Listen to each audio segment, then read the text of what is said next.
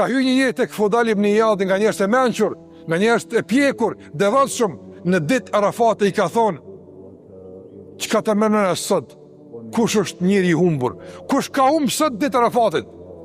Kush është i dështuar në këtë ditë të madhe?" Çka tha Fudal ibn Iyadi? Tha: "Sot i humbur është ai që mendon se Allahu nuk jo fal këtyre njerëzve. Ai që mendon se Allahu xhalla xhelaluhu i urren njerëzit, e i dënon njerëzit, përkundër insistimeve të njerëzve më pajtu me Allahun xhalla ora, ka më nuk keq për Zotin xhalla xhelaluhu. Allahu na ka mësuar se përkundër faktit që ne ikim nga Allahu xhalla xhelaluhu, përkundër faktit se ne shpeshherë e zaventësojmë Allahun, apo spaku përpjekemi me zaventësu me diçka tjetër, ai prap na pret, ai prap na thret, e ai prap na pranon. A ka diçka më dashur se din se e ke një adresë që gjithmonë çfarë do më kthy e ki deri në qiell? A ka më shpresën se kaq të rrozë?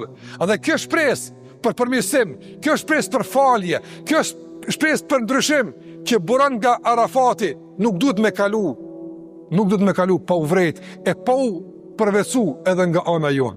Ndryshimi është i mundshëm. Sa njëri shkon me gjunat mëdha, por Allah ja fal. Prandaj përkundër mangësive, përkundër problemeve, përkundër lëshimeve, nëse i kthesh Allahu xhallahu ala, Allahu ta fal.